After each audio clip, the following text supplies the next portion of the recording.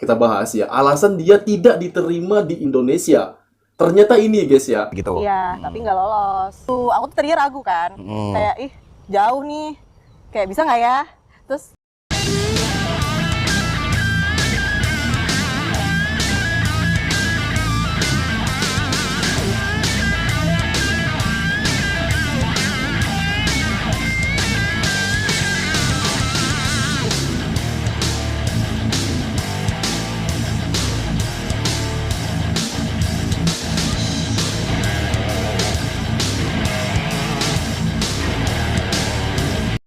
Assalamualaikum warahmatullahi wabarakatuh, and welcome back to my YouTube channel. Selamat datang, selamat berkunjung kembali ke channel ini. Halo guys, hari ini kita berjumpa lagi. Tentunya setiap saat saya merasa rindu, saya merasa bahagia apabila kita dapat bertemu lagi di kesempatan siang hari ini. Selalu saya menyapa teman-teman semua di sana. Semoga kita semua dalam keadaan baik-baik saja, sehat selalu jasmani dan rohaninya, serta segala bentuk kegiatan dan aktivitas pekerjaan setiap hari diberikan kemudahan dan kelancaran oleh Tuhan yang Maha Kuasa. Amin.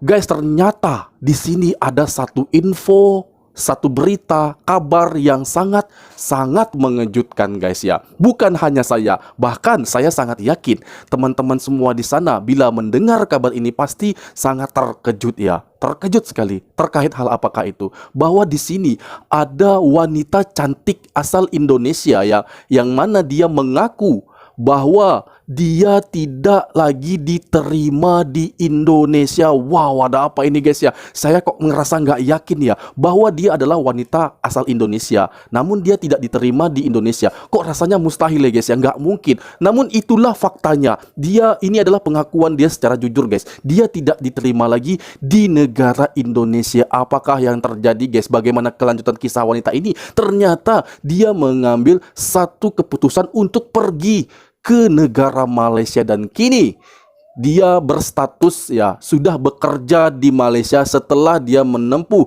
pendidikan atau kuliah di negara itu. Nah guys, apa yang terjadi kepada gadis ini? Kenapa dia tidak diterima di negaranya sendiri, lalu dia pergi ke negara Malaysia? Adakah dia benci? Adakah dia dendam terhadap negaranya sendiri setelah kejadian ini guys?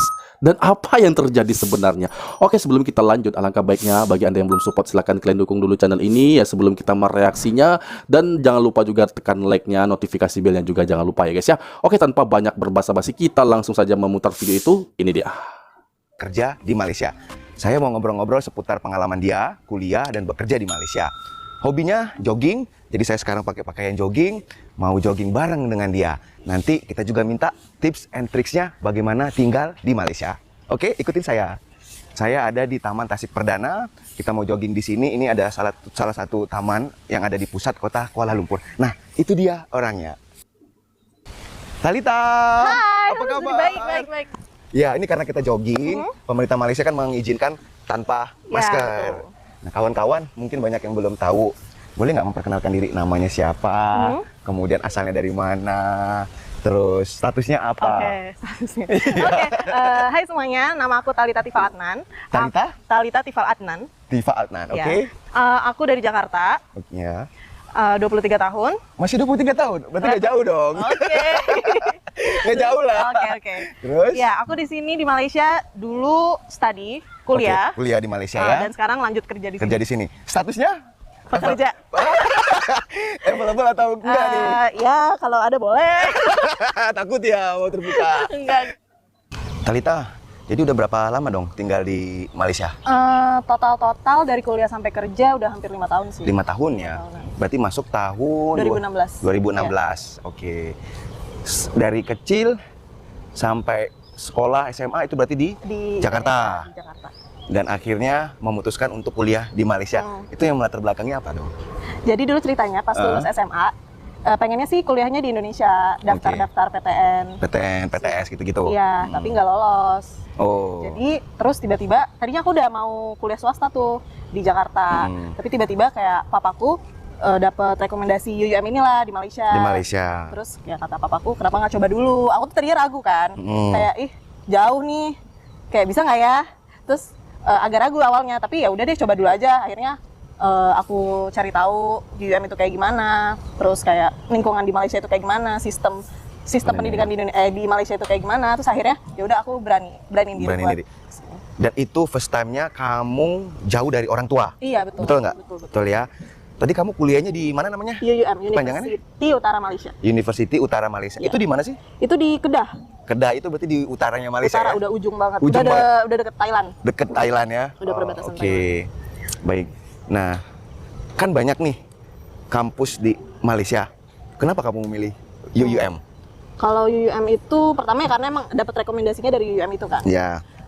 Terus dilihat lagi kenapa aku memilih UUM karena ininya juga sih lingkungannya. Karena itu berada di Kedah, itu kan jauh dari perkotaan dari Kuala Lumpur tuh jauh ya. Nah, terus kenapa? Nah, jadi kata papaku biar lebih fokus belajarnya. Ya benar sih. Jadi aku emang lebih fokus di sana emang benar-benar buat belajar. Tapi Dan lingkungannya memang buat belajar ya? lingkungannya emang kondusif banget buat belajar sih. Ya. Jadi emang less distraction kalau di sana. Less kan. distraction. Kalau misalnya di Kuala Lumpur mungkin ya banyak entertainment kan, jadi mungkin ya Nggak bisa beda fokus lah. ya. Beda. Kamu ngambil majornya apa? Aku ambil jurusan International Affairs. Oh, kalau di Itu- Indonesia hubungan internasional. Hubungan HI ya? internasional, Oke. guys. Ini selama Oke, pandemi kita udah pernah kita balik pause nggak ke Indonesia? dulu. Ternyata dia diterima di salah satu university yang ada di Kedah ya guys ya. Nah inilah kenapa dia tadi guys ya kita bahas ya. Alasan dia tidak diterima di Indonesia. Ternyata ini guys ya. Ternyata bukan karena dia tidak diterima ya, dia orang Indonesia. Namun terlebih kepada bahwa dia pernah mencoba untuk ikut tes di salah satu university yang ada di Indonesia, university negeri di sana guys ya. Namun dia ditolak ya, tidak diterima di sana. So di sini dia mengambil keputusan ya, ada juga rekomendasi dari salah satu universitas yang ada di Malaysia, makanya dia langsung pergi ke Malaysia dan menempuh pendidikan ya. Kemudian dia ternyata ketagihan ya guys ya, bukan hanya menempuh pendidikan saja, rupanya dia sampai kerja di sana guys ya, dan kita nggak tahu apakah jodoh dia ada di sana. Mungkin saja ya guys ya. Oke, kita lanjutkan lagi. Live.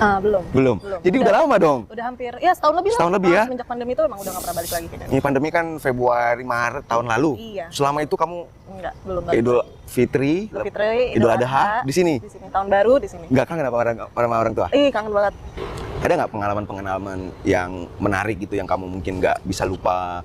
Mungkin karena pertama kalinya jauh dari orang tua. Oh ya pertama ya tadi. Jadi kayak agak ya nggak culture shock juga sih, tapi yang kayak beda. Biasanya kayak ada yang nemenin atau ada yang ngurusin, makan semua disiapin. Semenjak kuliah itu udah mulai belajar buat mandiri lah. Apa-apa Mandiri, sendiri, apa-apa ya. sendiri, how to survive kayak Iya. sendiri. How to survive di negeri orang ya. Terus ya sedihnya biasanya ini sih kalau udah menjelang puasa, bulan puasa. Itu Iya, kangen iya. banget. Karena dulu kampus aku pas bulan puasa itu lagi ujian. Jadi aku nggak bisa balik ke Indonesia. Kalau Oh jadi kamu udah 2 tahun ini Lebaran nggak balik ke Indonesia? enggak, waktu itu sempet sih, kalau yang sebelum pandemi sempet balik. Sempet balik? Sebelum pandemi pas bulan Balik. puasa saya balik. Balik. Nah yang terakhir ini emang nggak balik. Karena ya emang udah ditutup kan semua Nggak border, bisa ya? nggak bisa. Boleh balik tapi kesulitan untuk masuk lagi ke Balik Malaysia. nggak Baik. Oh iya, tadi ngomongin culture shock, begitu kamu pindah ke Malaysia, kira-kira ada nggak sih culture shocknya? Sebenarnya kalau dilihat-lihat, mungkin Malaysia sama Indonesia itu nggak terlalu beda gitu. Nggak terlalu beda. Tapi karena aku waktu itu langsung ke Kedah, kalau Kedah itu di sini tuh disebutnya semacam Acehnya lah, kota Islam. Masa sih? Kedah tuh salah satu kota Jadi Islam. lu harus Sama kemana-mana, Kelantan. keluar-keluar harus pakai jilbab gitu-gitu dong? Nggak? Enggak Guys, sih. kita pause. Ternyata ini ada satu informasi lagi guys ya, yang selama ini saya belum juga mengetahui. Hal ini baru saya tahu dari video ini guys ya. Mungkin itu juga benar bahwa Kedah kalau di Indonesia itu sama dengan Aceh ya. Salah satu provinsi yang sangat kuat memegang Islamnya ya guys ya. Nah, kalau di Malaysia ternyata Kedah. Namun kalau kami atau saya salah guys, silahkan Anda komen aja, tambahkan dan benarkan di sana. Oke, Blay. Mungkin iya untuk sebagian orang, kalau orang sininya dia ya lebih tertutup lah. Lebih sebenarnya. tertutup. Oh. Nah makanya di situ aku yang agak di situ nggak boleh pakai baju-baju yang terlalu terbuka. Terbuka. Apa. Terus biasanya kalau malam tuh ya udah nggak boleh keluar. Nggak boleh keluar karena memang ada restriksi dari Iya, ininya betul, ya. betul. Ya semacam itu. Oh jadi Kedah itu kalau di Indonesianya seperti Aceh yang dia- memang Islamiknya kental sekali ya. Betul. Dia negeri Islam sih, salah satu negeri Islam di Malaysia yang kayak. Sedangkan kamu tinggalnya di Dulu di Jakarta. Jakarta kan kayak lebih bebas atau apa, jadi ya udah. Dan Lebih dari situ modern. tapi aku belajar juga untuk Belajar apa nih? ya untuk lebih mengetahui lagi kayak culture yang baru atau apa. Kan kalau misalnya aku stay di Jakarta aja, aku nggak mungkin tahu hal-hal kayak gitu kan. Oh, oke. Anyway, teman-teman di kampus seru-seru nggak? Iya, seru-seru banget. Makanya aku bisa bertahan di kampus itu karena aku nemuin orang-orang yang seru-seru. Seru-seru. Emang mereka penolong banget sih. Iya, Maksudnya karena memang kondisi itu yang buat mood kita juga nyaman ya. Kalau misalnya lagi kangen keluarga atau apa, jadi kayak main aja sama mereka. Emang penolongnya sih teman-teman, selalu teman-teman. Di satu major kamu itu kebanyakan orang mana? Malaysia kah? Apa memang ada orang foreigner juga dari Indonesia dan negara-negara lain? Untuk major aku sendiri itu emang campur. Jadi emang ada orang-orang foreignernya dari, misalnya ada dari Yaman, ada dari kayak Somalia juga ada, atau dari Cina juga ada. Banyak sih campur-campur. Banyak ya. Karena emang major aku kan international affairs kan. Jadi di kampus aku tuh banyak yang foreigner belajar international affairs sama international business. Mau dong tips and tricksnya ini buat kawan-kawan yang mau kuliah di Malaysia. Boleh nggak share-nya tips and tricksnya bagaimana ketika kamu memutuskan untuk kuliah di Malaysia itu apa sih yang kamu persiapkan, dan kemudian selama kamu pendidikan di Malaysia tips-tipsnya apa sih yang bisa kita share ke kawan-kawan sekalian yang mau kuliah di Malaysia? Sebenarnya yang dipersiapin apa ya? Pertama mental kali ya. Oke, mental. Kayak kalian tuh harus siap untuk jauh dari keluarga, pastinya. Harus kayak ya siap-siap lah untuk belajar mandiri segala macam. Jadi mental semua dipersiapin, dan juga pastinya belajar buat IELTS ya. sama TOEFL buat masuk ke university. Biasanya mereka tuh requirement-nya beda-beda. Tapi kalau aku di UM itu kalau nggak salah 5,5. 5,5. Kawan-kawan harus menyiapkan IELTS dengan minimumnya skornya 5,5 ya, baru bisa masuk. 5,5 guys. Selebih itu mungkin ini aja sih, lancarin lagi bahasa Inggrisnya, karena semua subjek di kampus itu gunain bahasa Inggris. Jadi yang kayak semua assignment, presentation, semuanya pakai bahasa Inggris. Jadi ya harus dilatih lagi lah pakai bahasa Inggris. Jadi perbedaan antara Indonesia dengan Malaysia, lecture-nya atau dosen-dosennya speaking-nya pakai bahasa Inggris ya? Betul, pakai bahasa Inggris semuanya. Kayak modulnya semuanya pakai bahasa Inggris. Oke. Kemudian tips and tricksnya ketika kuliah? Boleh di-sharing nggak? Tips and tricks kuliah apa ya? Karena kan tujuan kesini emang buat belajar kan. Jadi walaupun kita kayak mau main atau apa, ya jangan lupain belajarnya, karena tujuan utamanya buat belajar ya, luar biasa. Aku pun yang kayak, aku suka jalan-jalan, aku suka main, aku itu suka nge-club gitu? Di sana nggak ada. Oh, nggak ada klub? Repot dong. Enggak. Stres dong. Enggak. Kan ada teman-teman. Lebih ini, jadi nge-overcome-nya lebih ke hal positif. Apa tuh belajar? Di UM itu kan kayak fasilitasnya banyak banget. Kayak di sana ada go-kart, ada golf. Ada go-kart, ada golf. Free buat student? Free buat student. Terus yang sukannya dia, kayak sports center. Olahraga lah, sports centernya. Itu juga oke banget. Jadi di situ biasanya aku kalau habis kelas atau apa, kalau lagi bosan aku selalu ke sana, kayak entah main go-kart, entah olahraga, berenang. Iya, main golf juga. Kamu bisa main golf? Main-main aja sih, kayak aja. Gitu. Aku sih ngerasain banget ngatur keuangan sendiri. Oh iya. Manage keuangan. Dari situ kayak tau lah, kayak buat berapa hidup, buat berapa yang ya buat senang-senangnya. Jadi di situ, dan buat nabungnya juga, semua di situ. Ya udah mulai keatur sendiri lah. Ngomong-ngomong, manage ya. Biaya hidup di Kedah selama kamu kuliah murah nggak sih? Menurut aku sih kehidupan di Kedah itu cukup murah ya, murah banget menurut aku. Jadi kayak sekali makan aja tuh mungkin bisa less than 5 ringgit. Ya. Sekali makan? Ya. Berarti less than 5 ringgit, berarti lebih kurang 15.000 ya? Bisa lah kurang lebih, kayak tergantung apa yang kita makan, tapi biasanya aku itu pakai telur semua nggak? Pakai kok, pakai ayam. Oh nggak telur semua itu yang dibawa?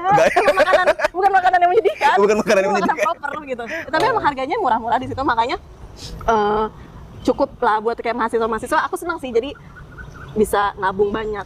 Biasanya aku per bulan kalau misalnya pure kayak buat hidup aja, itu kayaknya around 500-700 lah. 500-700 udah semuanya? Itu baru buat hidup. Makan aja. Tapi ya? kadang kalau misalnya aku udah bawa bekal nih dari Indo, kadang kan bawa rendang kalau habis pulang dari Indo. Dari Indonesia. Lebih irit lagi malah? Lebih irit, bisa 300 doang per bulan. Jadi sisanya uang tabungannya itu aku sisihin buat nabung sama buat jalan-jalan. Guys, dan itu tadi video yang baru saja kita saksikan ya guys ya, bahwa gadis Indonesia tidak diterima di Indonesia. Ternyata bukan negaranya yang tidak menerima ya guys ya, namun university ya, dimana dia tempat dia tes dan mendaftar di situ, ternyata dia tidak diterima atau tidak lulus tes ya di universitas itu. Nah, kalau di Indonesia guys ya, gambarannya seperti ini, bahwa penduduk Indonesia itu sangatlah ramai, sangatlah banyak. Jadi tingkat persaingan itu juga sangat ketat ya guys ya. Jadi pasti ya hal itu menimbulkan apabila mereka itu menginginkan yang terbaik ya bagi diri mereka sendiri dan berusaha untuk masuk ke salah satu universitas terbaik di Indonesia. universitas negeri salah satunya guys ya, seperti apa yang dilakukan oleh wanita ini. Namun ya kita balik lagi ya, tingkat persaingan yang begitu ketat ya yang membuat wanita ini tereliminasi beserta banyak orang lainnya yang bernasib sama dengan wanita ini guys ya. Karena tentu tidak semuanya dapat ditampung ya, seumpama itu diterima 400 mahasiswa, namun yang melamar itu atau yang ikut tes itu kurang lebih 5.000, tentu itu lebih banyak orang yang gagal ya guys ya, seperti itu. Nah, keputusan wanita ini sangat tepat ya guys ya, lalu dia mengambil sebuah kepastian untuk masa depan hidupnya, pergi ke negara Malaysia dan melanjutkan studi di sana, dan akhirnya kini dia bekerja di Malaysia guys ya. Itu karena apa? Seharusnya kan banyak orang yang berkuliah di Malaysia setelah ya pasca dia kuliah lulus di sana, dia balik lagi ke Indonesia. Tapi tidak dengan wanita ini ya. Dia terus di sana lalu bekerja juga di Malaysia. Itu tandanya apa guys ya? Bahwa dia sudah merasa nyaman di Malaysia walaupun dia harus jauh dengan keluarganya, tapi tetap dia mengambil keputusan itu. Apa yang ia tempuh dan masa depannya sudah terlihat di negara Malaysia. Oke, lagi sampai kita di video aku. Semoga video ini bermanfaat bagi kita semua, dan aku mohon undur diri. Mohon maaf jika ada kesalahan kata, kesalahan sikap aku kepada Anda semua, karena saya hanya manusia biasa yang tak luput dari dosa. Dan saya akhiri, wassalamualaikum warahmatullahi wabarakatuh.